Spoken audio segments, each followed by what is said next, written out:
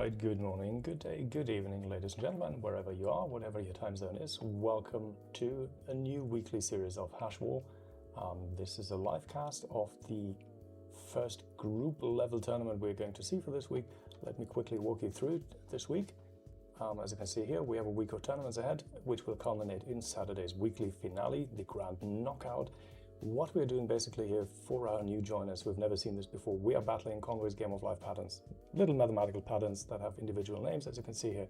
We battle them in an auto-battler engine that I wrote in a weekly series of tournaments. Today we are going to see, this is Monday, we're going to see the first group tournament. It's a round-robin style tournament between 8 of these patterns, displayed here. They will fight each other pairwise in home and away style, so we're going for 56 matches in total, 2 rounds each. What's here to look out for? Dormant Warmind, that is the runner-up in last week's series. We saw this gain the second prize, the silver medal actually, so this is one of the strongest contenders for this week. And on Wednesday we're going to see the current champion, the Cardinals, the strongest pattern so far, and the leader of our the leader of our all-time Hall of Fame, as you can see here. So the Cardinal, Dormant Warmind, these are the two to watch out for. And of course, all the underdogs and hopefuls who would like to also score high in our weekly ranking.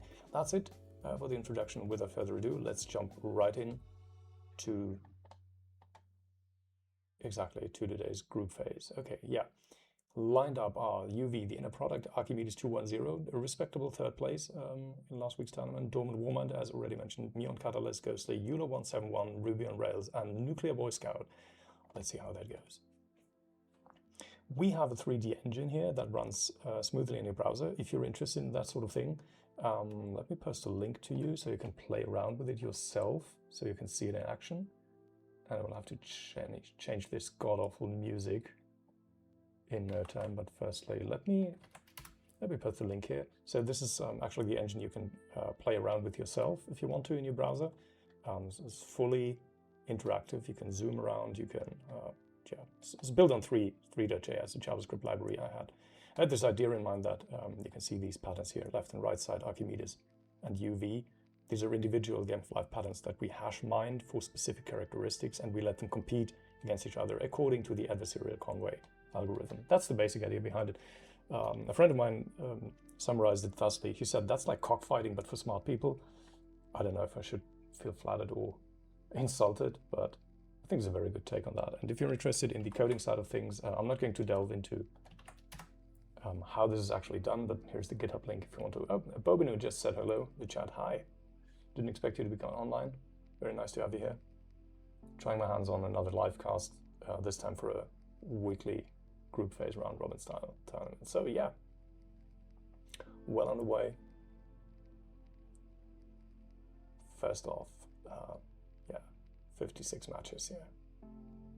Taking it very slowly.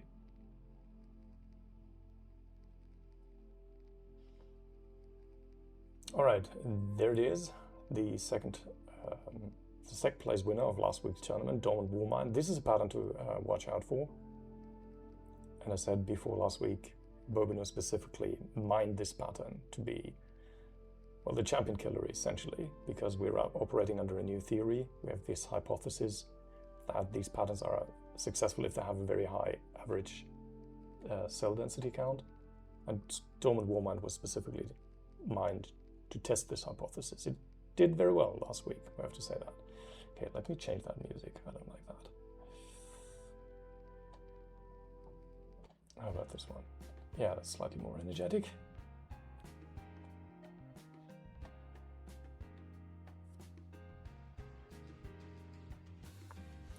Okay, Dormant Warmind already up 1,500 points. Yeah, that's a stellar performance. Basically means that if the second round holds up exactly like that, Dormant Warmind will have scored 5,000 points. Absolutely incredible. It's a very strong pattern. I have to start search mining for new patterns myself if I want to stay competitive.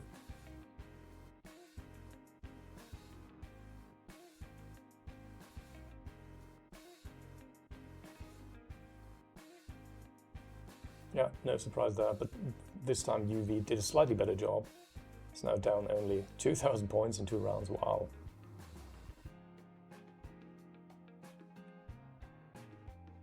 Do you want to script Bobinu? Oh, that's very kind of you to offer. Thank you so much. I actually like the challenge of writing my own scripts, but thank you nonetheless. I really appreciate you reaching out. The problem is, even if I used your script, I don't have access to a university-grade research cluster. I don't have that kind of compute power sitting around, so that is not going to discourage me. I can still try to do this from my own PC. It will just take me longer to find the patterns, but I'll manage. All right, UV is now playing Neon Catalyst. They're pretty much even when it comes to scores. Yeah, both mid-level glyphs. UV has a generational count of 533, Neon Catalyst 564. Yeah. Smack in the middle of the performance envelope.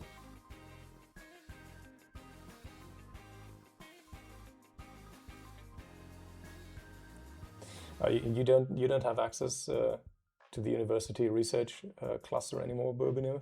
I'm sorry to hear that for you. It really made a difference.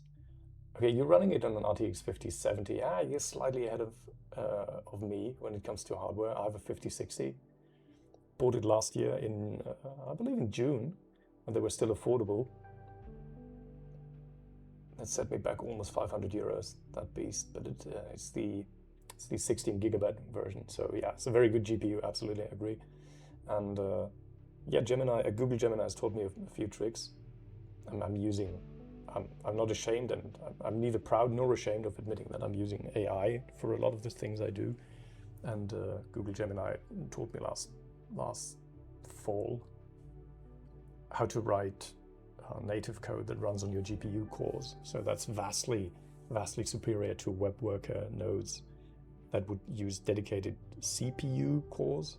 Still very performant scripts we're using there to find patterns. This one, and by the way, this is a very cool pattern, ghostly. I like this because I think Bourbonu specifically hashed it so that the intrinsic color, which is encoded in the origin hash string, that matches to complete black, so it's almost invisible. Yeah, web GPU, exactly. Yeah, web GPU is pretty good. It's a good architectural style. Leverage the intrinsic properties of a GPU core to hash these patterns that we do here, and it's called HASHWAR for a reason, because an intrinsic and important part of the entire technical setup is that we calculate hash values for our Game of Life patterns. This is not an entirely new idea, I admit. Game of Life has been subject of research for a couple of decades now, and one of the more salient and efficient ways of mapping Game of Life patterns is hash search, basically mapping all the configurations to a hash string, which makes it very, very efficient to search very deep into these patterns. But we're taking a slightly different view here. What we're doing with the hash calculations, we encode intrinsic properties of the Game of Life patterns. Most notably, they have an intrinsic color. So when you see EULA 171 here on the right-hand side with this beautiful auburn red-brown color, that is encoded in the hash string. So the hash string starts with 555. That's basically the series, like a serial number. And then the next 6 digits of the hash string, they encode a hexadecimal string. Hexadecimal value, which can be interpreted by the browser as a color. Yeah, pure black color. Makes it very hard to see this pattern sometimes. But then again, UV, as you can see, has a very dark purple. That too is sometimes very hard to see. But this is a really cool idea, I appreciate that. It's like a stealth pattern, for whatever that's worth. What's the point not to see that? Yes, absolutely, love it. You can get up to all sorts of mischief when you start encoding, for example, your name into your patterns. Not that anyone has ever done that, right? Where you start encoding your nickname into that. It vastly increases the compute power that you need to employ to actually find these patterns, but I absolutely like that. It's like vanity hashing, vanity mining. You encode your nickname into these hash profiles. Yeah, that would be absolutely insane. for the benefit of the new joiners here, you're seeing an auto battler that we programmed. We are hash mining individual game of life patterns and let them fight. And they're so individual. They even have their names, Ruby on Rails, for example, and UV in a product. The physics joke, I think, by Fleur-de-Lis. And the idea behind this is that you treat them as digital gladiators and set them onto a shared space according to an algorithm that we invented. Nothing very fancy, it's all out there on GitHub if you want to find it. But it was an interesting idea, and we packaged it in a 3D application. I'm roaming around here, zooming in and all that to make this shine a bit. So that's the idea. If you want to play here, you can just enjoy, of course, and watch it. It's a weekly series of tournaments, but you can also employ your own miners and mine your patterns and, yeah, submit them for the competition.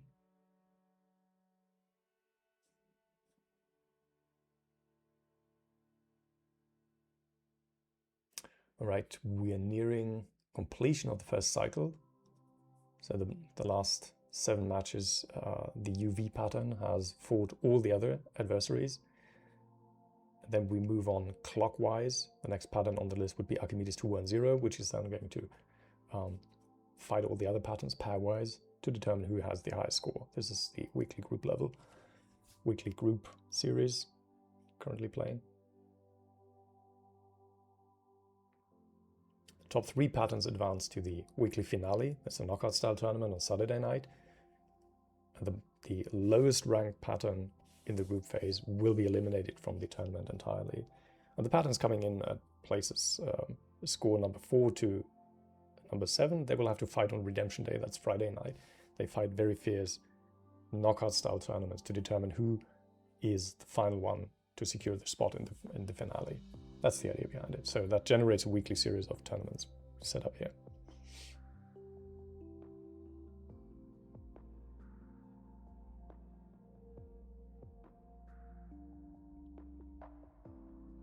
All right, Nuclear Boy Scout is one of those hopeful patterns. Has been playing 5 consecutive series, I think, but never actually won a medal. Never came under the top 4. Maybe this time. It's anyone's game. All right, good. So next cycle, Archimedes 210 was a surprisingly strong pattern. I think it played for the first time last week. It actually went to win bronze medal, memory serves. Let me quickly look this up here, side monitor.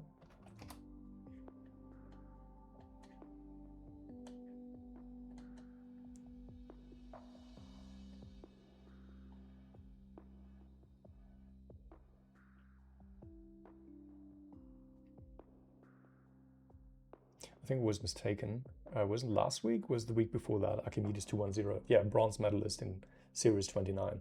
We're in Series 31 now, week 31. Yeah, surprisingly strong pattern. Basically a no-name pattern when it entered the competition. No one really had it on their radar. It turned out to be surprisingly strong.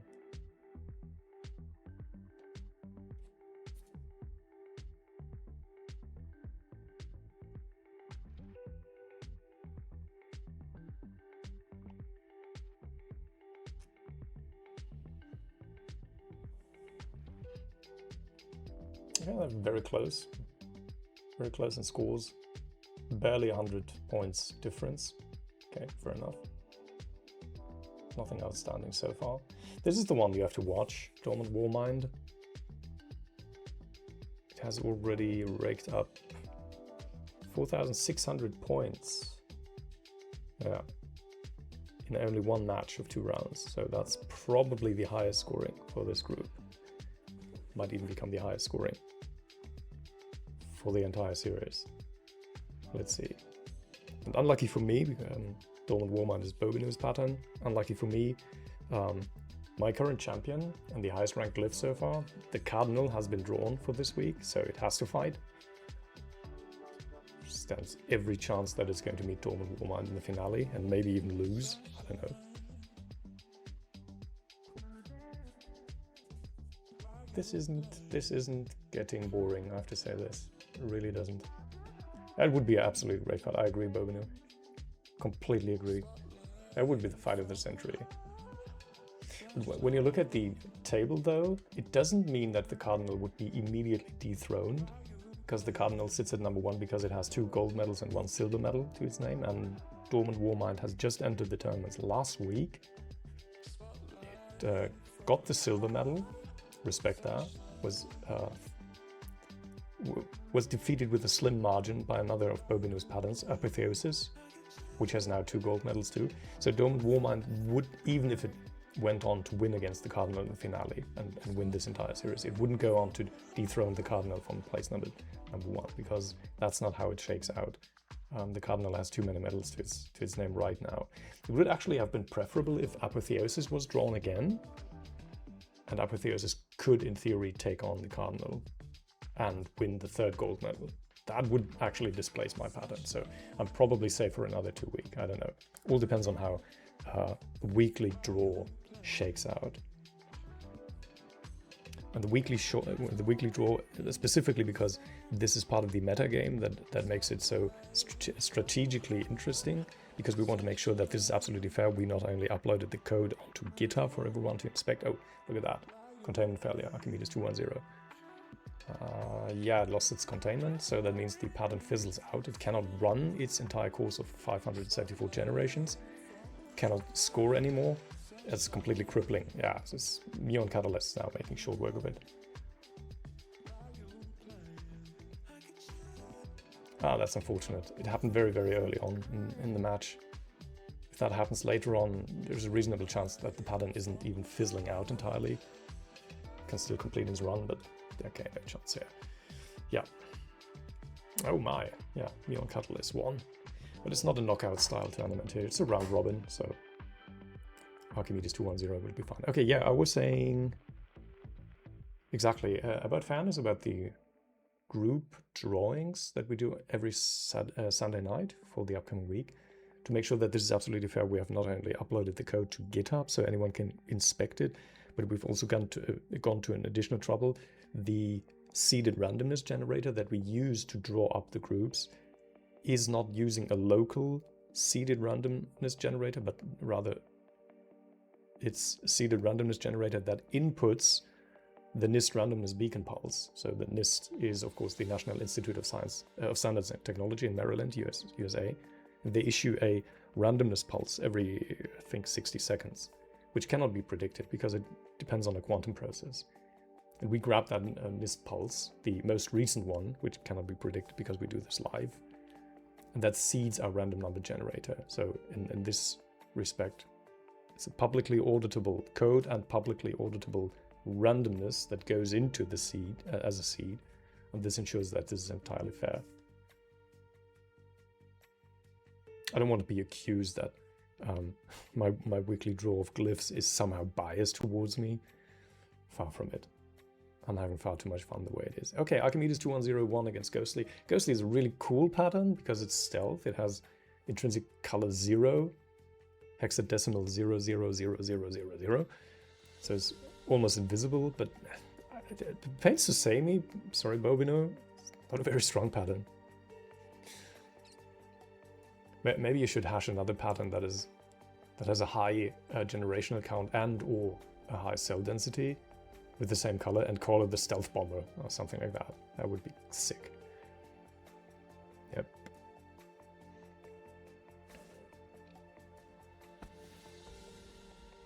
Oh, look at that. There's 2 points difference. Ah, this is so close.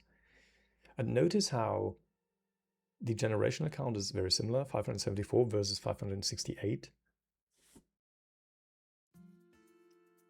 But this is coincidence that this translates to also a very close score.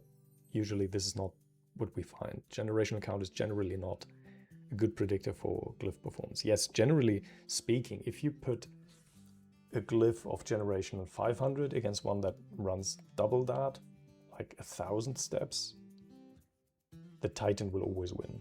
The pattern with the 1,000-step run will almost always win. Yeah, it would take forever, wouldn't it? Find a pattern that has high density count and intrinsic color black. Because intrinsic color black, let's do the math here. What would that entail?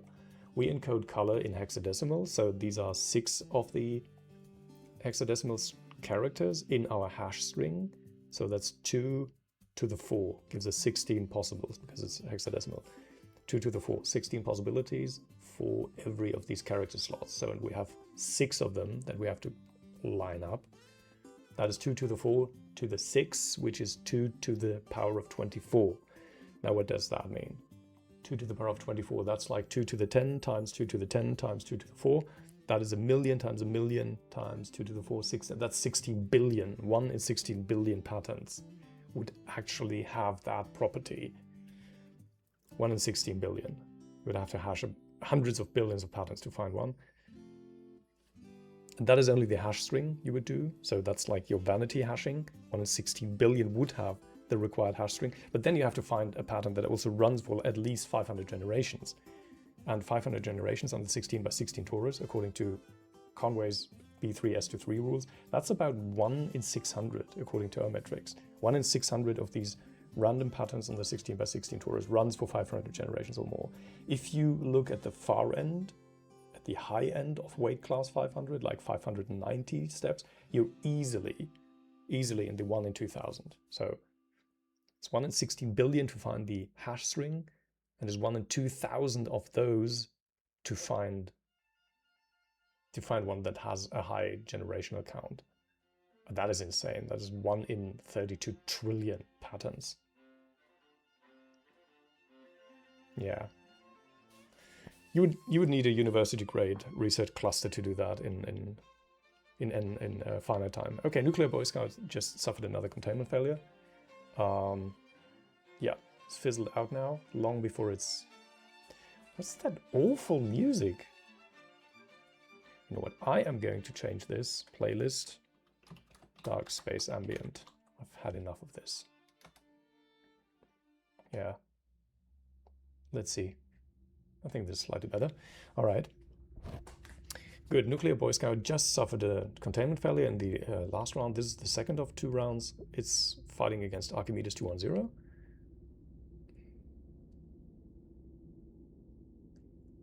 It's holding its own, I have to say this. It's a rather mediocre pattern, Nuclear Boy Scout. Has an absolutely cool name, and I think it's a reference to a real person, actually. The inspiration, I don't know if you've seen this, Young Sheldon Cooper, the series. He builds a nuclear reactor in his shed. That is actually based on a real story. The titular Nuclear Boy Scout.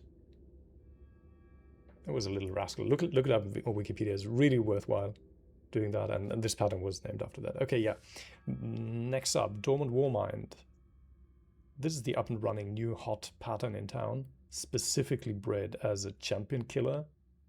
Bourbon is after my champion, the Cardinal, which is also going to be featured in the round robin style tournament on Thursday. Not in this group, in Group D. So we're safe for now.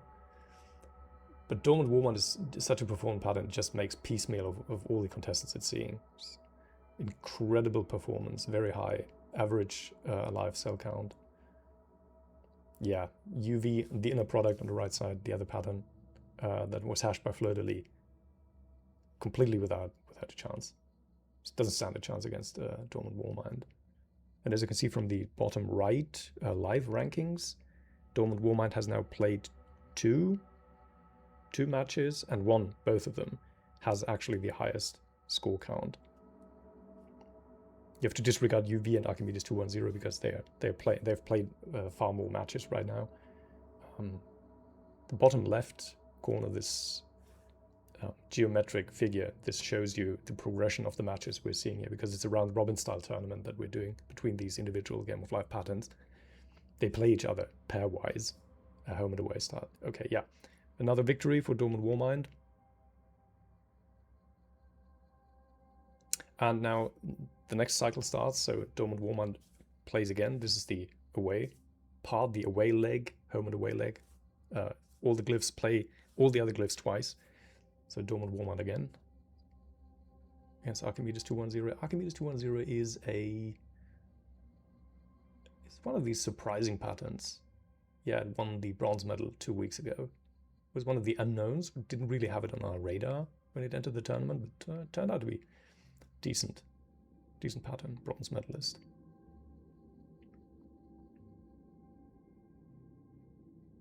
All right, Look at that. It's absolutely incredible. Dormant Warmind, 2,900 points in one round. It's, wow, one of the highest scoring. Yeah, for the benefits of the new joiners, we're battling, we're looking at an auto battler that we wrote.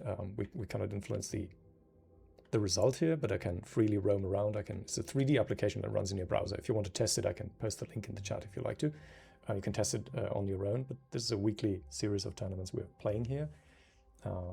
It's an auto battler, so there's zero input from the player themselves. There's random events, yes, absolutely, but I cannot influence the outcome.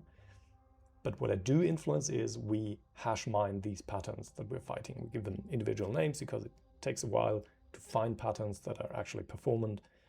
It's not as easy as it sounds. And then we let them loose on the shared space. And this in a weekly tournament. It was surprising fun. I hadn't anticipated that this would be so engaging. A friend of mine called it cockfighting for smart people. I don't know if you feel flattered or insulted, but anyway, lovely. Oh, look at that, they're going toe-to-toe now. Wow.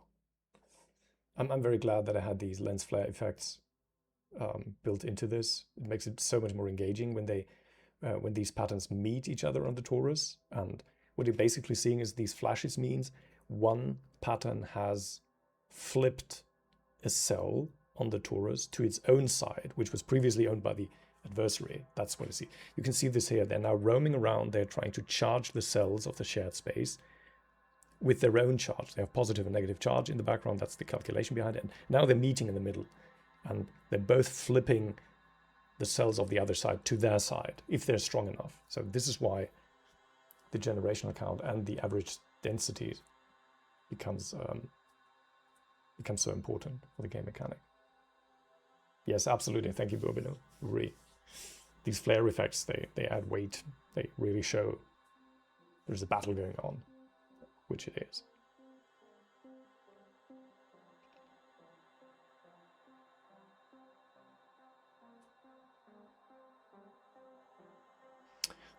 Oh, look at that. There's two of your own patterns fighting themselves. Dormant Warmind versus Ghostly. It looks very cool. Looks absolutely slick in black. Ghostly. Yeah, it's being torn apart and shredded. To shreds, you say? Then again, Dormant Warmind is just such a killer pattern. Wow.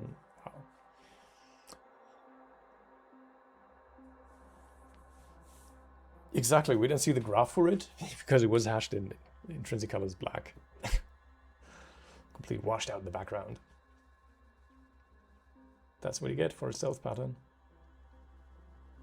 All right, looking ahead, we're going to have another Weight Class 500 series next week, and after that we're on hiatus. I'm going to go on vacation with the missus, so that it means the week after that we're not going to have a weekly series.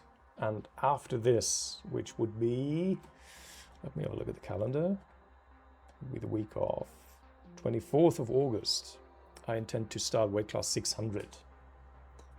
There's currently not enough patterns for Weight Class 600. I think there's only 24 currently registered.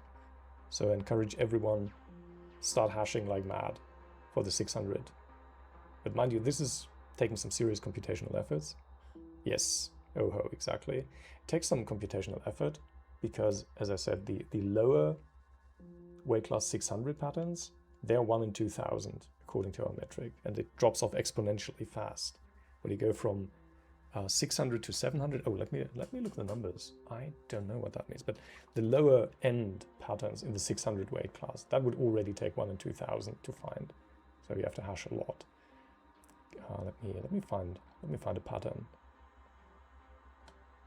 I don't actually know the numbers. I don't know my stuff.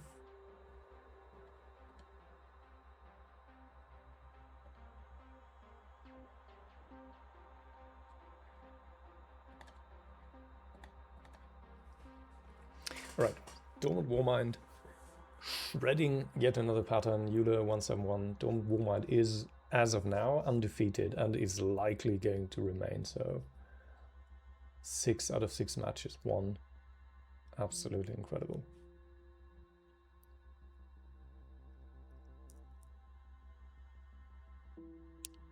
You can tell from the life cell profile, Dormant Warmint has a much higher average life cell count. This is, according to a current theory, what makes a pattern successful. This is the, well, let's say that's the most indicative factor. There's a lot of factors going in there.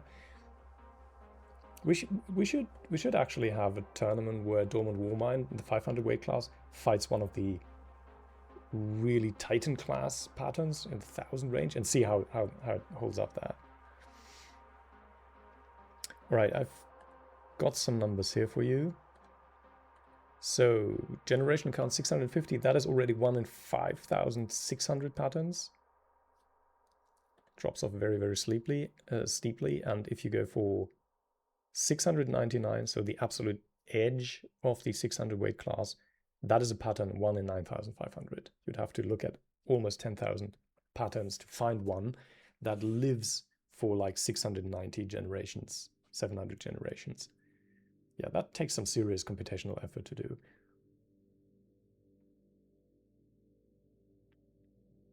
Absolutely, yeah. Let's test the limit. Thanks for that, Bobinu. Yeah, you're looking at an auto battler for Conway's Game of Life. They're divided in weight classes. This is why we're talking about this, weight classes. It makes sense to do this because while generational count itself doesn't necessarily predict performance, generally speaking, when you have a pattern that has a longer lifespan, much longer than its opponent, like 500 versus 1,000, the one that lives longer is going to dominate, usually. And this is why we divided it into weight classes. So, and what we were suggesting is because we observed that Dormant Warmint is a really performant pattern. It's an actual champion killer, and it was bred, it was specifically mined with this intention in mind. We were thinking about pitting it against one of the higher weight class patterns, like, I don't know, an 800, maybe 1,000, maybe even one of the old Titans. They live for 1,100, 1,200 generations. And then you start thinking about the new Titans, the ones that we found this spring. It wasn't entirely clear that Game of Life patterns can actually live that long.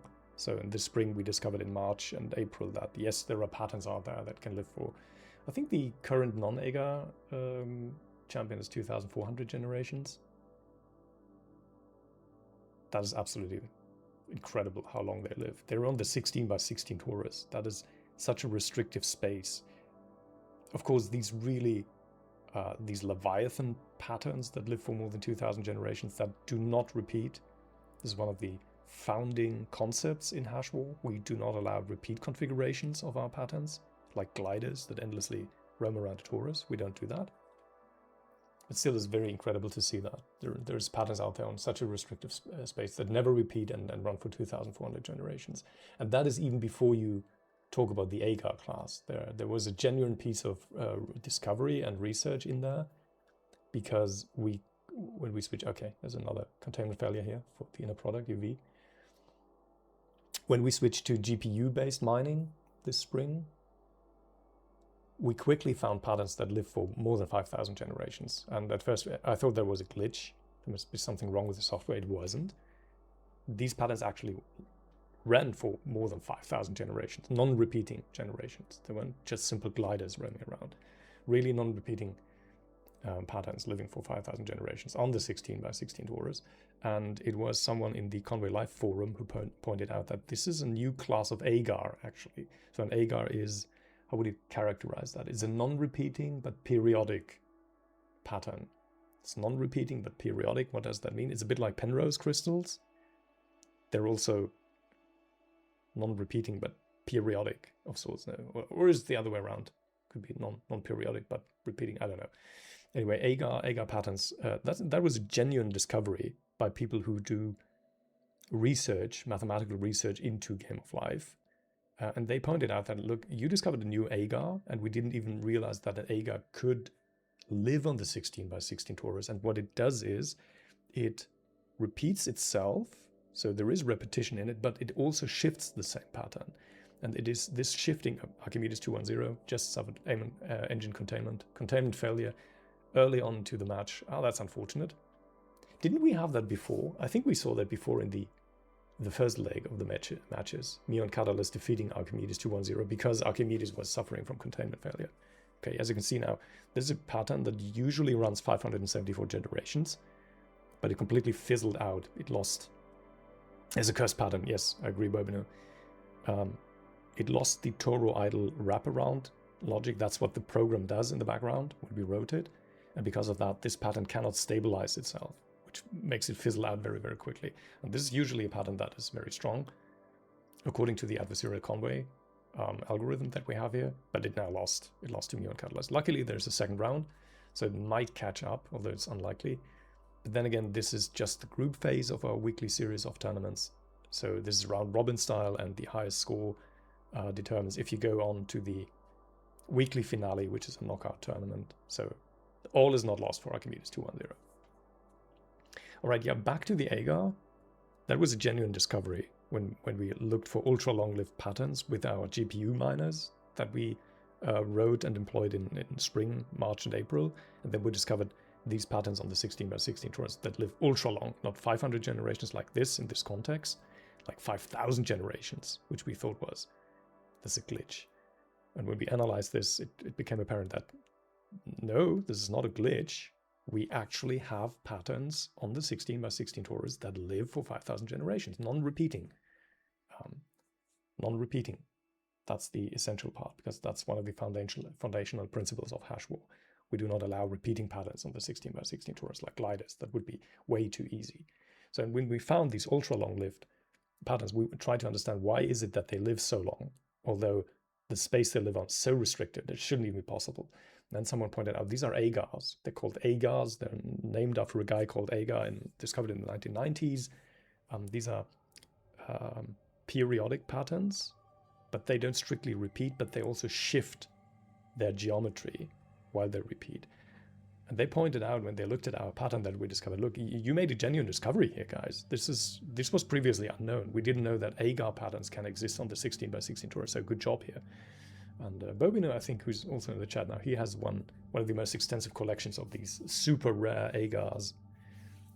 What's the number? Do we have a number on that? I think 1 in 25 million patterns has this particular property, so you would have to have access to a really strong GPU and a little script that runs overnight, or, in your case, access to a university-grade research cluster, which you appropriated, but we're not going to tell anyone. Makes it very easy, so yeah. We would have to look that up, I agree. But I think the probability curve that we have, it's part of the daily Conway Glyph challenge, by the way. There is the probability curve that you can see. I think it doesn't even reach out that far. I think we cut it off at 2,000 generations, which comes to 1 in 18 million, I believe. So for the new joiners, what we're looking at here, we're taking game of life patterns, these squares you see on the left and right side, Meon Catalyst versus Ghostly in this case. They live on the 16x16 torus, a very restricted space that these patterns live on. If you don't know what game of life is, I encourage you, look it up on YouTube. It's really, really worthwhile. It's a mathematical curiosity by a British mathematician called Conway in the 1970s. He discovered that with simple rules, you can actually emulate emergent complex behavior. And we're looking at a subset of these patterns that live on the 16x16 torus, just like these dot patterns that you see evolving here. And what we specifically do is we breed them because we want to find those patterns that live for at least 500 generations without repeating themselves, which is why we call it a weight class. And once you have a pattern like that, well, you give it a fancy little name and you enter it in a competition, and that's what we did. This is what you're looking at. It's an auto battler. It's like a 3D application. Oh, sorry, I should not have done that. I should not have done that. I've glitched myself out here. I should not have clicked there. Wait a second. How can I? That's so unfortunate. That's so bad. It's running in the background. I will have to look at the code live now to make it go away. I should not have clicked that. I'm so sorry, guys. I'm so sorry. So let's keep calm here. Where's the code? Modals. I will just have to switch off the modal.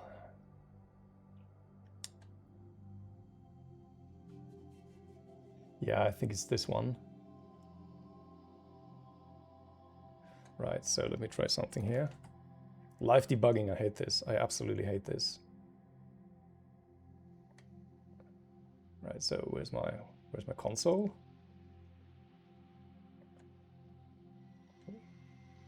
Here's my console. Okay, yeah. Document get element by ID. Where is it? Unified config modal. That's what it's called. I'm looking at this code as we speak here. So is it that one? Couldn't find it. Why not? Because I had a typo in there. Yeah, that's the one. Style. How do I do that? Well, display none. That's what I have to do. I want to give it display none. Wait a second. I'm neither ashamed nor proud to admit that I'm now asking Gemini to do this. Okay, Gemini, how do I quickly disable a modal overlay by setting its style to display none to in the browser console. That's what I want to do.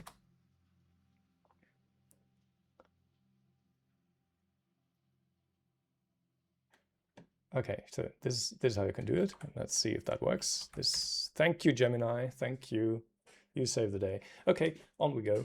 It's safe to click in there while we are not in the summary, but once we are in the summary, you shouldn't click in there. That's what triggered the configuration modal for another tournament. We're already running a tournament. So as you can see here, I can reach around here and move in the 3D application. I was inspired by Homeworld 2. It's one of those games that I really liked playing 20 years ago when I started uni. Oh my God, it's already 20 years ago. And I liked Homeworld because it was absolutely mind-blowing to have 3D tactical battles. So, and nowadays with the advance in browser technology and all that, and you have 3.js, this JavaScript library at your disposal. I wrote this adversarial Conway engine that lets individual game of life patterns compete. If you want to try this out for the benefit of the new joiners, if you're interested in making this work yourself, try it out. I'm going to post the link here. I can fiddle around a bit with you. And if you're interested in the code behind this, I'm also going to post the GitHub repository for you to follow, so you can see the magic that goes beyond here. We're basically battling game of life patterns, individual patterns that we found and hash mined according to some criteria, and set them loose on a shared space. That's what we're doing here.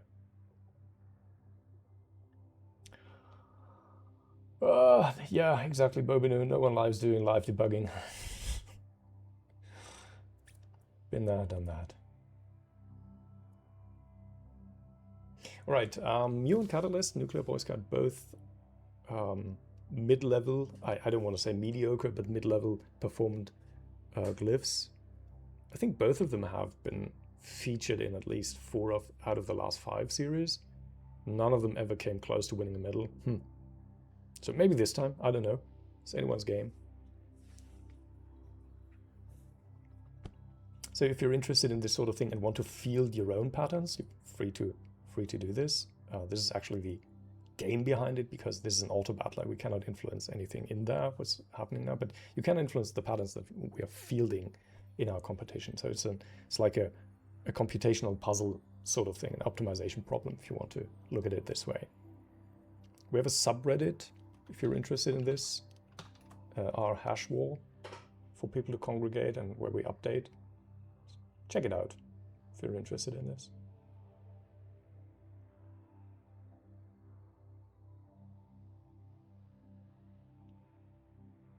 All right, Ghostly, the stealth pattern. Can't even see it properly because Bobinu chose to hash it so that its intrinsic color turns to black. The intrinsic color, by the way, is encoded in the origin hash string that we have here. So the first 3 characters of the origin hash string, they denote basically the series. It can be anything. In this case, it's 8D5. It's just the hash value returned if you put in the original binary starting configuration for this pattern, and then you hash it with SHA-256. It's a common algorithm. I think it's used in Bitcoin too. We need a white color pattern. Yeah, that's true. Need a white color pattern to fight it. The white knight and the black knight. That's exactly what we need. Yeah, this is why it's called HASHWAR, because we combine game of life with calculating this hash value, not to actually explore the configuration state. That has been done, I think, proposed in the early 2000s, when people wanted to map the evolution of game of life. They quickly realized that if you hash these values, you can use binary string search to very efficiently determine the future evolution of game of life. And that's not what we're doing here. We're using these hash strings to encode additional characteristics, for example, the intrinsic color, because it's a hexadecimal string that comes out of it. And if you take part of this hexadecimal string and feed it into the web browser, you can natively tell it, look, this is interpreted this as a color, and then you have the intrinsic color, which is why Ghostly evaluates to black, pure black, and Archimedes 210 has this cyan color, because you can see it here. The first 3, 555 is the series, and then it's 19CDD7. That's cyan. That's how we did it. Conceivably, you could also use the series, so the first 3 characters of your hash string, to make more restrictive tournaments, for example, or like challenges. You could stipulate something like, okay, look, we're opening a challenge for anyone who finds a pattern that lives for at least 1,000 generations and whose hash string starts with 000, something like that. That would make the computational part of this puzzle much more restrictive. Now, let's do the math here. A pattern that lives 1,000 generations, how rare is that? If you evolve that from a random soup, so these starting configurations of the game of life patterns, they're called soups. If you evolve a random pattern from a soup, you look at about 1 in 5,000, I think we said. 1 in 5,000 would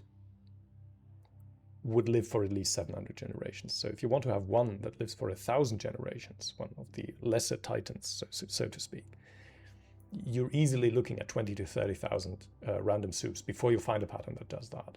And when you stipulate on top of that, look, your series number for the hash string has to start with 000. That is 16 times 16 times 16, because you have 16. There's 16 options for any hexadecimal character. 16 to the power of 3, that is 2 to the 4 to the 3, that is 2 to the 12, which comes to 4,096. So you're looking at a pattern that has to live for at least 1,000 generations, which is 1 in 10,000, say, or 1 in 20,000 even. And on top of that, you have to have the hash value 1 in 4,000. So you see how the computational effort increases exponentially. What do you, Bobino just wrote in the chat, what do you mean by that? Ghostly has the 513 6F hash. Yeah, all right, okay, I see what you mean now. But it's not 6F, it's 6 zeros, actually, Ghostly, because it's black, it's all black. Ghostly is not a white pattern. Yeah, I see what you mean now, because you let it start with 513. That's a serial number we had in this week. True. Yep, very true. Went to a lot of trouble to find that. No worries. No worries. Okay, yeah, if you're interested in joining us, finding these patterns, here's the link to our primary webpage, lifehashes.net. I strongly recommend to register an account there, because then you can claim all the discoveries that you make. It's completely free. We're not going to charge you anything. I'm not going to spam you. I'm not going to use your email to send you whatever unsolicited messages. We don't do that. It's just a precaution for us. So we're being bombarded. Our endpoints are being bombarded by bots. And when we require, look, you have to submit an email address and then you have to activate your account. That is the only safety measure that prevents our endpoints from being overrun by bots. That's the only reason why we do this. We're not going to do this to collect an email list so I can spam you. We're not going to spam you. We're not going to scam you whatsoever. You won't hear from us unless you want to reset your password. If you want to be kept up to date, feel free to subscribe to our newsletter. We have a button down account, but that's completely up to you. It's completely separate from the login. If you want to do this, hop on to our website, go there, lifehashes.net, or visit our subreddit r/hashwar if you want to have more information. We also have a Discord link somewhere if you want to have more direct outreach to us. Okay, Ghostly again. Yeah, Ghostly. It's Ghostly cycle. Ghostly is now playing all the other glyphs. Has played 8 matches already. Bottom right corner. Ghostly has played 8 matches now. Won none of it. Very cool pattern because it's stealth, completely black, doesn't show up on a lot of displays, but yeah, there's just no hope for it. Just like Nuclear Boy Scout. Those poor patterns.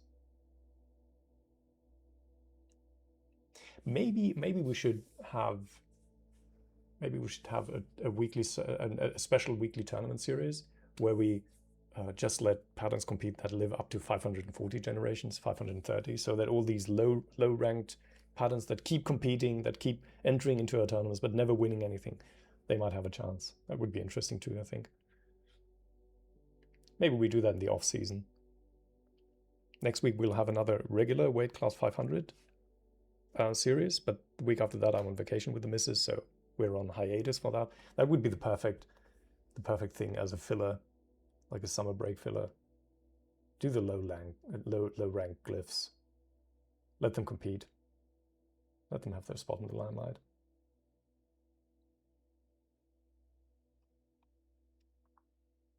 Right, Ruby versus Ruby on Rails. Huh. 565 generation, that's in the upper half of the weight class. Doing fairly well. Yeah, but then again, 1400 points, that's nothing to write home about. Why did Ghostly perform so badly? Did it suffer a containment failure? No, I didn't see it. So containment failure is one of these random events that we built into the engine. And basically, when you look at these patterns that evolve in these squares to the left and right hand side, they wrap around. You can see this when a pattern reaches the top edge, for example, it cycles back around to the bottom edge. That's like toroidal idle geometry, just like the torus in the middle. And what we did programmatically, we take away the toroidal idle geometry and replace it with Euclidean geometry, basically just a flat square. And what happens then is these 16 by 16 squares where the game of life patterns live, they're just too restrictive. Game of life patterns are very, very fickle and they die out quickly.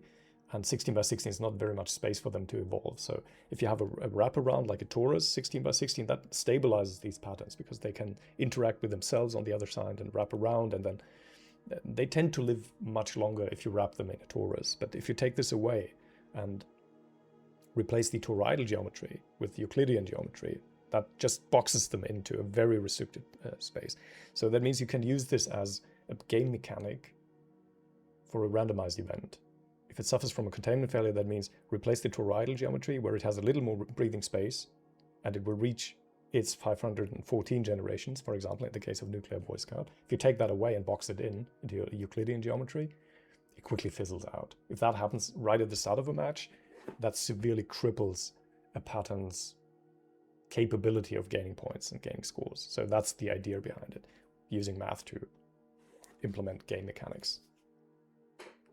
Works surprisingly well, and I think the current setting is 1 in 20,000 is the probability that this is happening. So at any given iteration, at any given generation of these patterns that live between 500 and 600 generations, at any one of these iterations, the chance that this is happening, the containment failure, is 1 in 20,000, I think.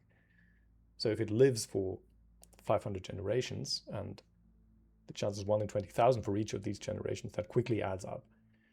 I think the math came out in 56 matches, like in a round-robin style tournament for the group phase, like we're looking at right now. That usually comes out to about 3 to 6 of these containment failures you're going to see. Which makes also for very engaging gameplay, because if that happens during a knockout tournament, like the weekly finale, yeah, right, exactly there you see it. They briefly saw it right at the end of round 1. For this match, Euler's 171 suffered from a containment failure. If that happens in the weekly finale, that can spell doom. In a round-robin style tournament, that is usually not so big of an issue because the cumulative point is what counts here. And you have ample, every of these Glyphs has ample opportunity to score points. But in a knockout style tournament, that means if you're out, you're out, and there's no way to recover from that. But we have yet to see this. We have yet to see a really tight upset win where this comes into play. Maybe we'll see it. Maybe we'll see it this week. Hey, Bobino? Maybe we'll see it between Dormant Warmind and my champion, the Cardinal. They meet in the finale, and then the Cardinal suffers from containment failure. That would be devastating.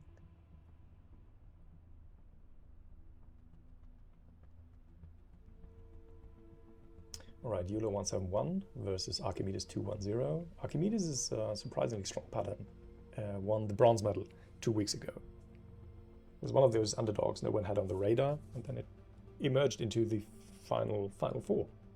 Absolutely.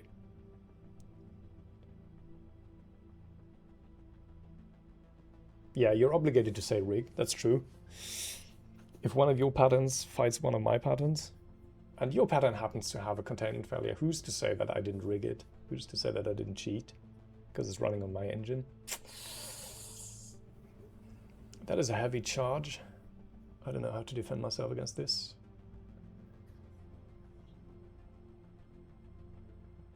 I do not throw around this lightly. Accusations like that.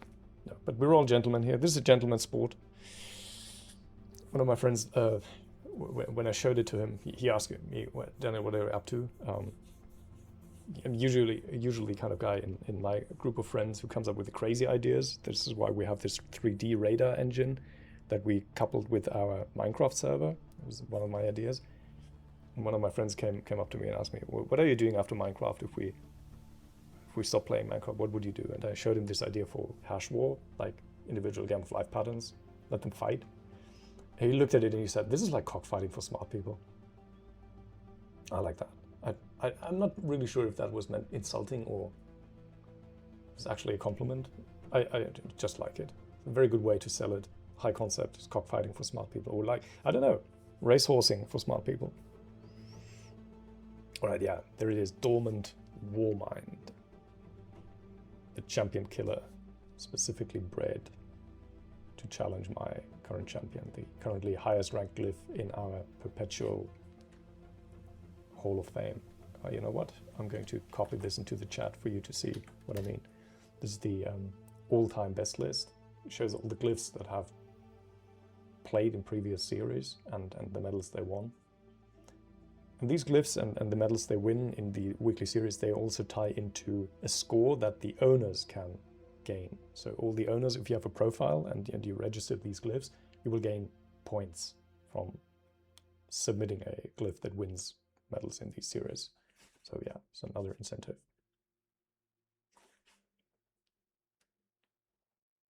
It's free to play, by the way. There's no scams, no sign-up charge whatsoever. We just do it for the fun. And I have something to show in my GitHub portfolio. That's the main reason why we're doing it. It's not for monetary gain whatsoever. We're gentlemen here, as I said.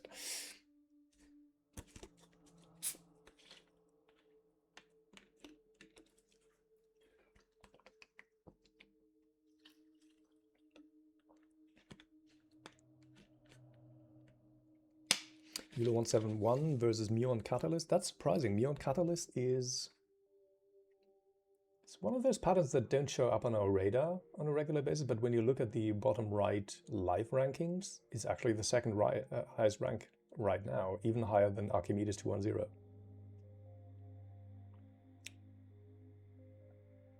Okay. Dormant Warmind completely and utterly dominating. Almost 60,000 points up after 12 matches, which it all won.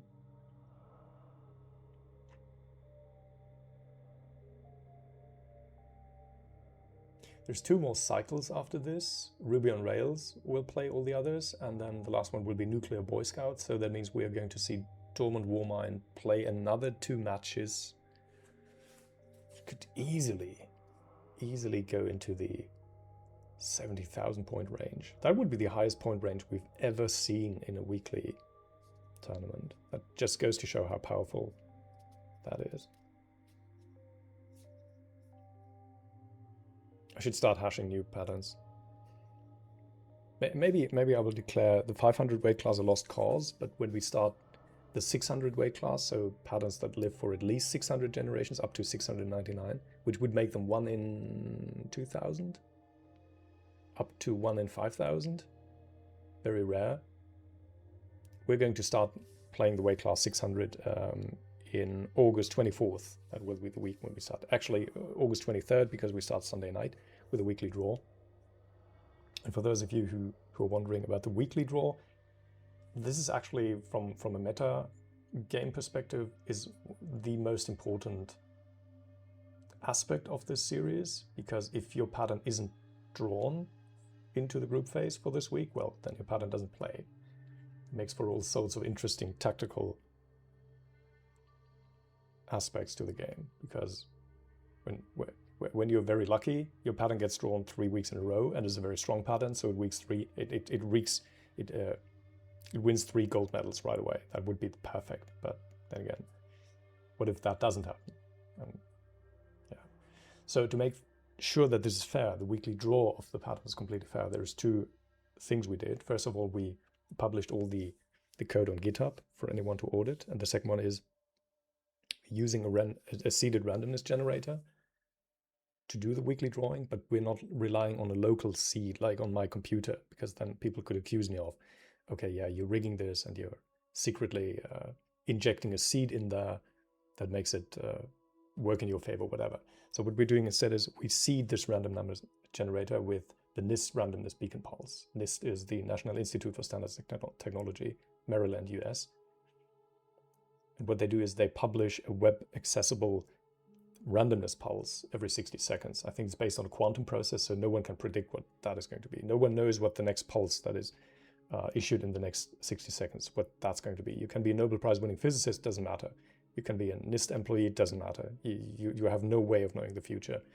And we grab this NIST pulse and stuff it into the random number generator to make sure that this is absolutely seeded fairly and auditably fair, because you can actually look at the NIST pulse and verify that, yeah, okay, with this seed, this random number generator you're using here, you will always end up with this shuffle, a drawing of the group, so to ensure absolute fairness. Just so you know, if you're interested in that sort of thing. Probably a bit over-engineered for a hobby project. We're not a casino here. We're not betting on the outcomes of these. Although this is one of the longer-term goals that we have, because Twitch naturally lends itself to that sort of thing. You can employ bots that can monitor the chat, and then if people would like to bet on the outcome of certain matches, why not? Sure. So that's one of the things we're looking into. It's one of the things on the to-do list, feature list that we're going to implement here. But then again, it's a hobbyist project for those of us who've joined us here. This is basically the idea. It's cockfighting for smart people. It's like race horsing for smart people. We all love betting, yes, Bobinu, you're completely right. Cockfighting for smart people. You submit game of life patterns that are specifically sought, hashed, and mined to have certain characteristics. In our case, we're looking at those that have runtime, non-repeating runtimes of 500 up to 599 generations. They're quite rare, so the lower ranked of these patterns, there is 1 in 600. If you evolve them from random soups, random patterns, that is 1 in 600 of these patterns has this characteristic. If you're looking at the higher end of this weight class, like 590 steps, 595 steps, that's easily 1 in 2000, I think. Yeah, and that would be the next step, include a betting mechanic into it. That would be nice to have.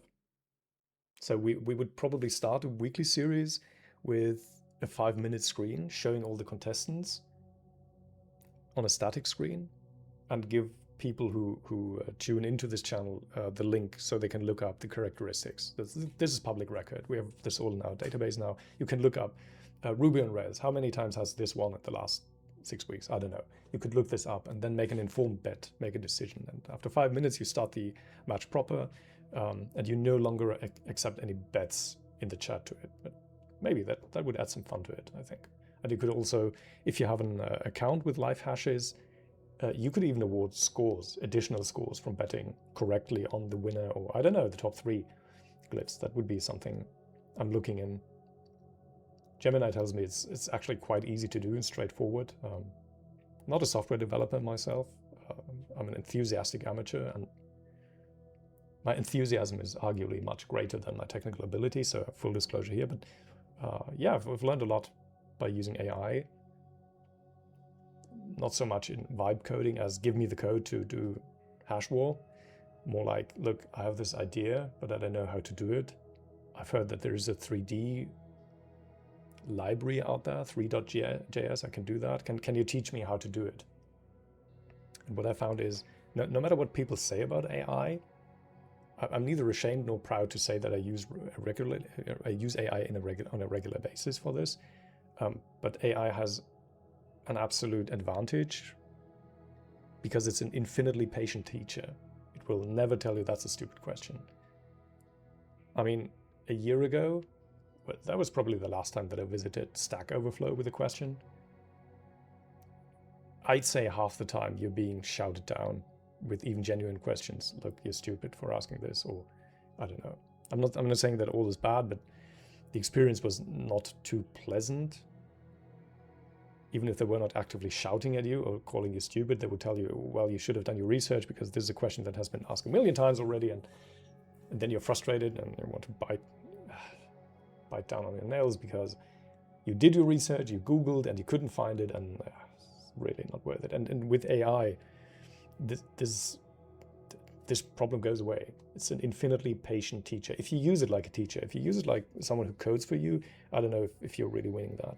The very first instance of this adversarial Conway engine that I did with AI, that quickly ended me in hot waters and in trouble, because I let AI write too much of the code. I didn't understand what was going on there, and it eventually tangled itself up in a mess of contradictions, and this code was completely unusable. So I had to step back again, refactor the entire code for a week with AI guidance, absolutely, but this time I deliberately throttled it down. I didn't let it write code for me. I wanted it to explain to me what is it that I should do, what's the architectural angle from this perspective, not so much on the function level itself. How do I write a function that shuffles, I don't know, something like that. I can look that up. These are well-known algorithms, but more like describing the problem to AI. Look, this is what I want to achieve. What is the best way of doing, or what are the 2 or 3 best ways of doing that? What is the industry standard? What's the best practice? The absolute pros do this kind of stuff, and why do they do it? And AI is generally very good at doing that if you have the patience to do that. It's my 2 cents. My 2 cents. I don't know if you agree or not. All right, Ruby on Rails versus Dormant Warmind. This is going to be 13th win. I can feel it.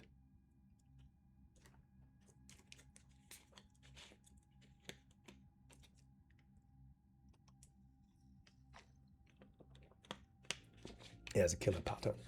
I just realized not only does it have a very high average cell count, it's also high up in the generational count. So this is a double winner.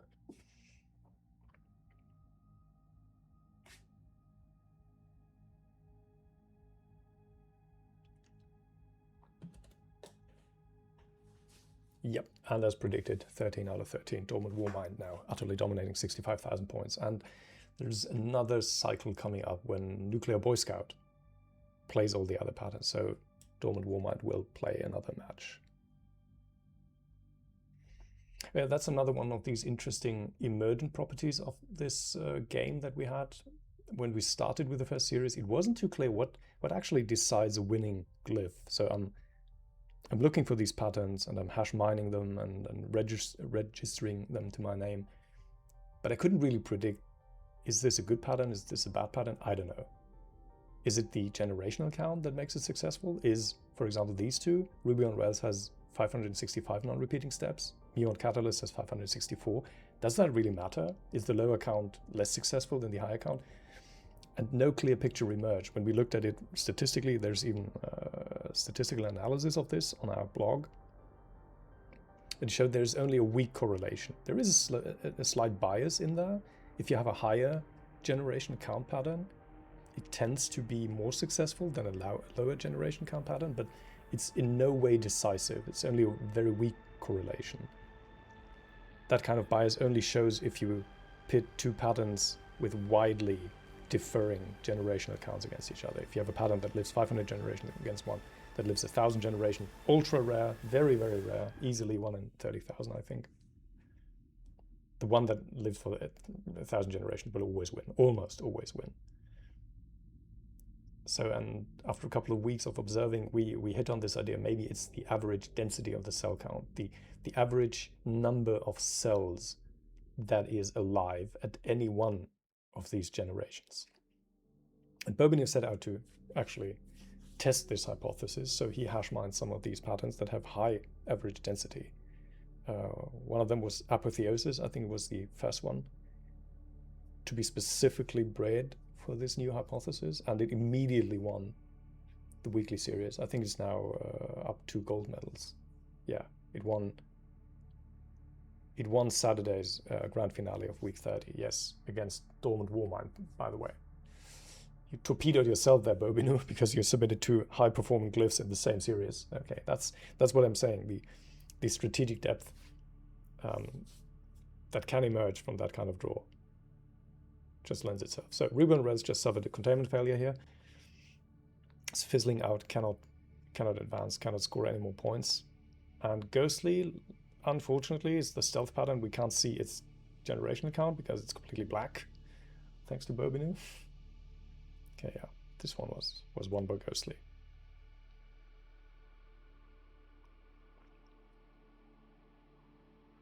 Yeah, and it turned out that hypothesis was correct. It seems to be correct, let's say it this way.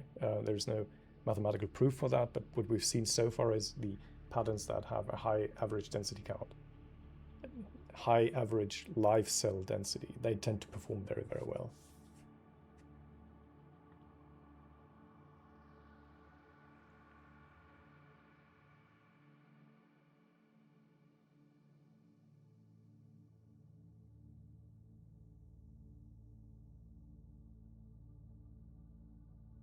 Okay, second round now. Ruby on Rails versus Euler 171.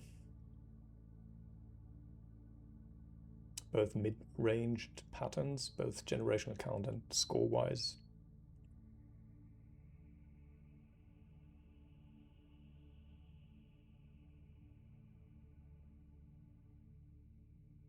It almost looks like Ruby on Rails is completely undisturbed by Euler's 171. Okay, now it's getting some heat. Getting some flack here.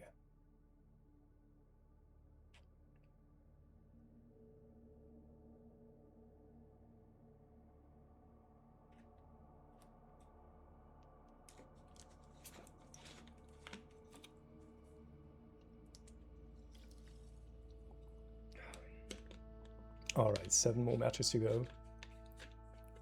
So it's 8 glyphs in each group, and every glyph plays all the other glyphs home and away style twice.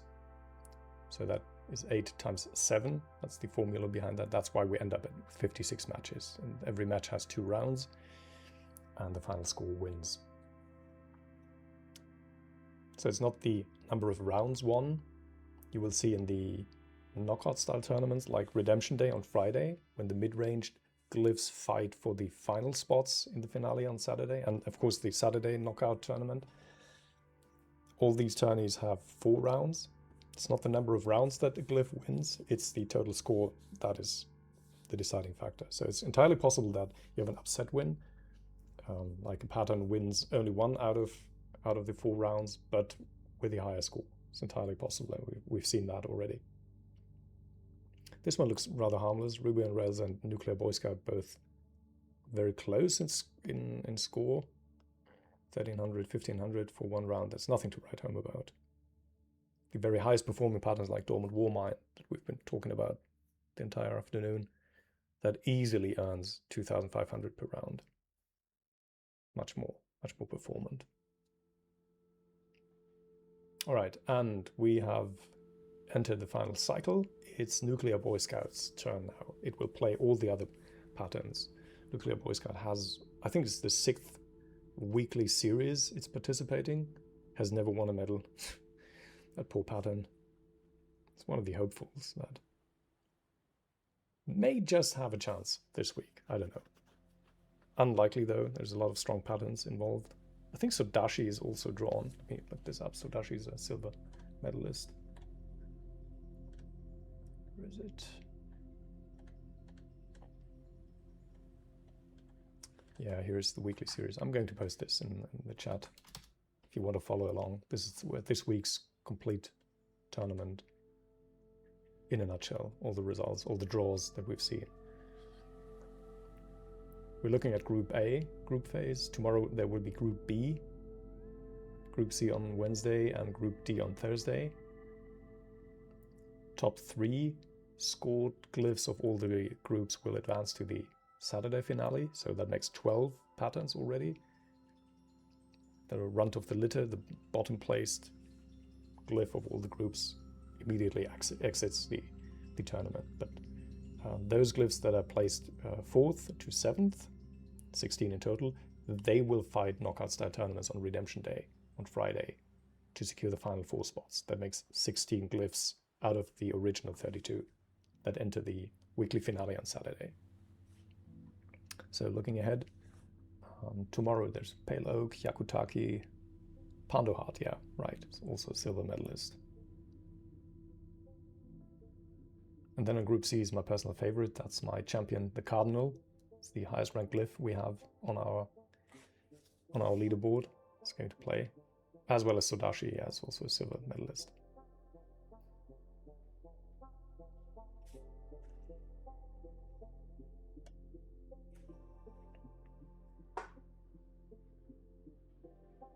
All right, round 2, Nuclear Boy Scout versus Archimedes 210.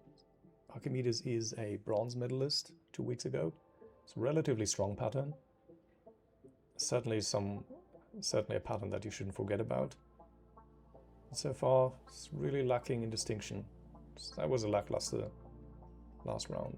874 versus 908 points, that's negligible. Nothing to write home about.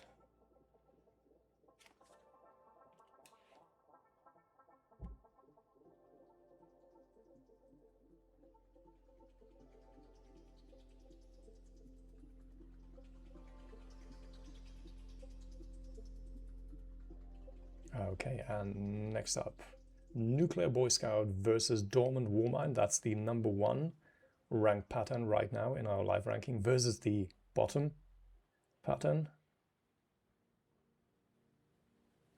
And interestingly, if you look at that, Nuclear Boy Scout won 5 out of 9 matches that it played, and it still came out at the bottom.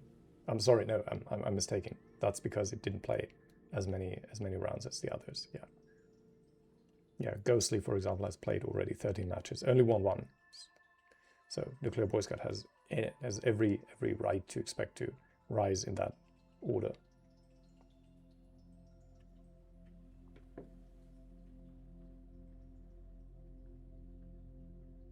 Now look at that point spread. Dormant Warmind, 2,600 points in 1 round. Easily clears 5,000 score in 1 match. Absolutely spectacular. It's the last round actually for Dormant Warmind, so we will then have final score. Will it break the 70,000 point for a group phase tourney? Remains to be seen. Entirely possible.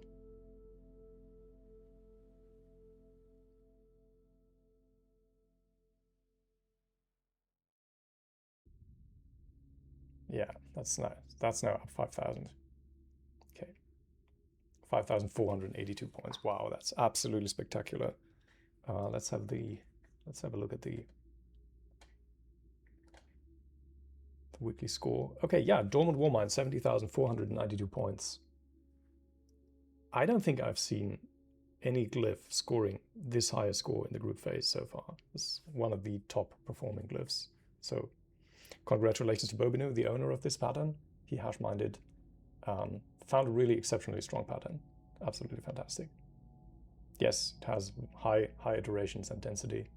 Agreed. Well done, specifically bred with these 2 characteristics. As I said, it's a computational puzzle kind of game that we're playing, an optimization problem. You have finite computational resources, but you want to find a pattern that can compete here.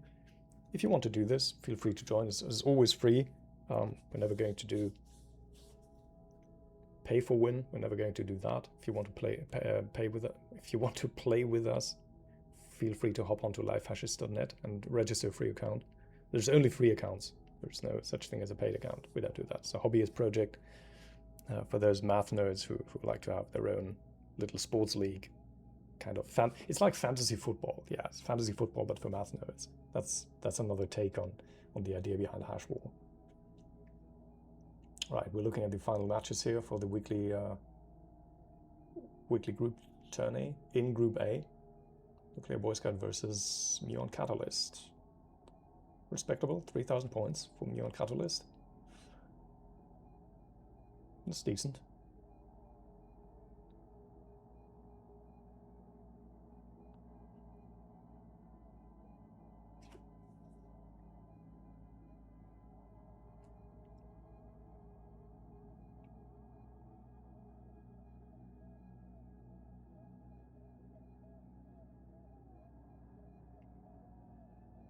Can't see it in the live performance count because Ghostly is black, but the score is lagging severely behind Nuclear Boy Scout. Doesn't even clear 1,000 points. No, it doesn't. Barely, just barely 1,000 points. Right.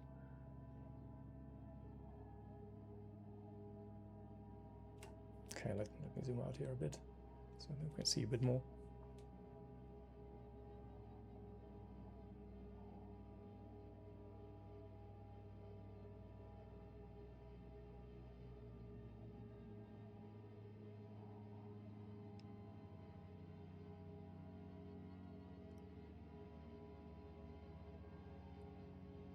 Nuclear Boy Scout owned by Partagaz. That rings a bell.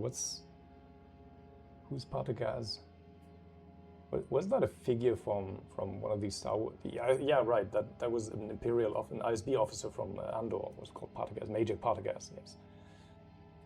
Okay, that solves that problem. Okay, second to last match: Nuclear Boy Scout versus Euler 171. Mid-range patterns both. What's this awful music? I don't like this. Let me quickly change this.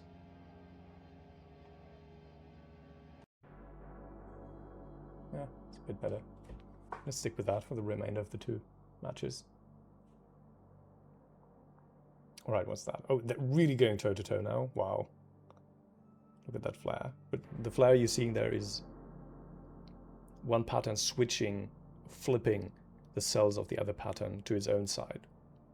Basically turning them. So what you're seeing here is the patterns roam on the torus and they charge the underlying cells with their own charge. And once these cells hit a certain threshold, they're counted towards their score. That's basically what's happening here. That's the idea behind the adversarial Conway algorithm. But they can also flip the cells of the enemy to their own side if they're strong enough. That's the idea behind that. This is how we turned Conway's Game of Life into a competitive sport, letting them roam around, and the life pattern that you're seeing, that these Game of Life patterns just have, they imprint, they project their current state onto the shared space, charging these cells under there.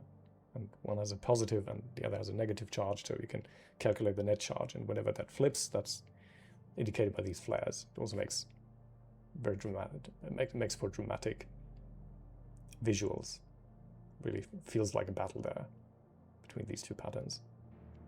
All right, yeah, final match, 56 of 56. Nuclear Boy Scout versus Ruby on Rails. Nuclear Boy Scout didn't actually do too badly. 7 out of 13 so far.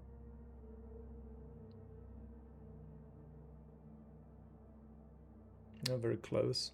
Both of them 1311 versus 1399.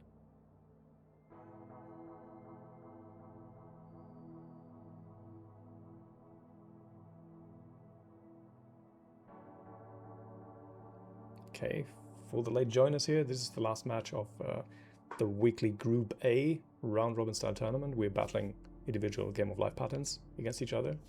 As an auto battler, we can't influence the outcome here, but what we can do influence is we hash mine, look for specific patterns on the 16x16 torus, that live, for example, 500 generations. One in 600 of these random patterns live so long. Okay, yeah, that was the last match. Ruby and Res won. Respectable 300-point margin. Yeah, and that's it. That was Group A, the round-robin tournament. Let me bring up the new, yeah, that's it. Let me bring up the final tally for the group phase. Dormant Warmind absolutely dominating 70,000 points. I think I haven't seen any pattern scores such a high point in a weekly group phase. Muon Catalyst is, wow, far off, 44,000 points. That's on number 2. So the top 3, they will go on for to the weekly finale, the championship on Saturday, which is a brutal knockout style tournament of 16 glyphs. So the top 3 of each group, they will advance. They've already secured their place. The bottom one is Ghostly. Sorry, Bobinu. Ghostly completely exited here. And those ranked 4th to 7th of all the 4 groups, they will fight another day on Redemption Day on Friday night. They will fight knockout style tournaments among themselves, and only the winner can secure the final spot, which brings the final contestants on the weekly finale on Saturday to 16. That's what's going to happen next. Okay, what's going to happen tomorrow? Pale Oak, Hyokutaki, Pandohart, yeah, silver medalist. Punikins, that one's look out for. So deceptively low generational count, but it's actually a pretty aggressive pattern. Especially so in a different context, the Grid War. HASHWAR is what we're looking at now, but there's another competition we have, Grid War. Punikins is one of the dominating patterns there. Anyway, yeah, let's see how that goes. Ladies and gentlemen, thank you for watching this. I hope to see you soon, tomorrow, maybe. If we livecast, I'm not yet decided there, but we will absolutely post the results of the simulation tomorrow, and see you on the weekly finale on Saturday. Until then, thank you so much. Bye-bye.